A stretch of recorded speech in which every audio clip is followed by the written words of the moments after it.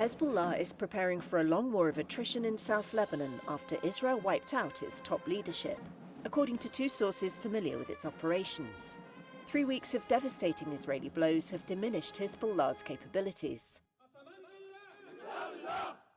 But a new military command now directs rocket fire, like this strike on a northern Israeli town and the conflict with Israeli troops now on the ground in southern Lebanon, they said. The operations room was set up 72 hours after the group's leader Sayyid Hassan Nasrallah was killed, a Hezbollah field commander and a source close to the group told Reuters. The field commander described the command centre as a narrow circle in direct contact with the field, and said it operated in total secrecy. After Reuters published that information, Hezbollah's media office issued a statement saying the information attributed to a Hezbollah field commander was false, adding that there are no sources in Hezbollah. Hezbollah has not named a new leader after Nasrallah, with the most likely successor also killed. What Hezbollah needs now is Andreas Krieg of King's College London said the Iran-backed group was operating as a decentralised guerrilla movement. And so we'll see different cells operating more or less autonomously from the central core.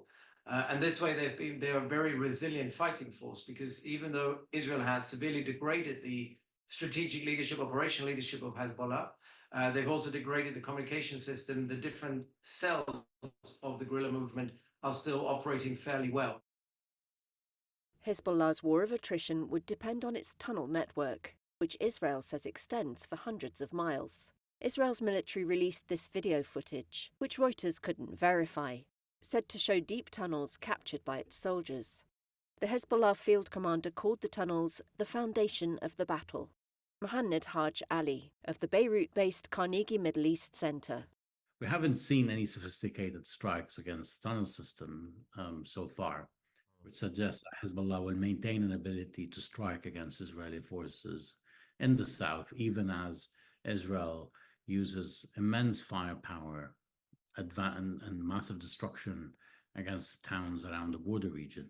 So I think the question of how will Hezbollah resist and how strong will the pushback be is banking on whether Israel has any more surprises up its sleeves, or we've moved beyond that, and now it's a regular ground invasion of which Hezbollah is fully prepared and will inflict casualties on the Israeli side.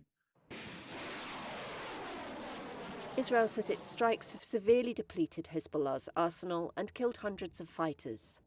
But the group still has a considerable stockpile of weapons, and it has yet to use its most powerful precision missiles, four sources familiar with its operations said. Krieg of King's College London again. I think Hezbollah is holding back ballistic missiles for a kind of time of no return, if you will. These are the weapons of last resort, which is surprising considering that Hezbollah is under immense pressure. Israeli officials have said Hezbollah has been firing 100 to 200 missiles and rockets a day on average, and not the thousands expected, which shows significant weakening. It says its operations in Lebanon are aimed at securing the return of tens of thousands of people displaced from their homes in northern Israel. More than 1 million Lebanese have been displaced, according to Lebanese authorities.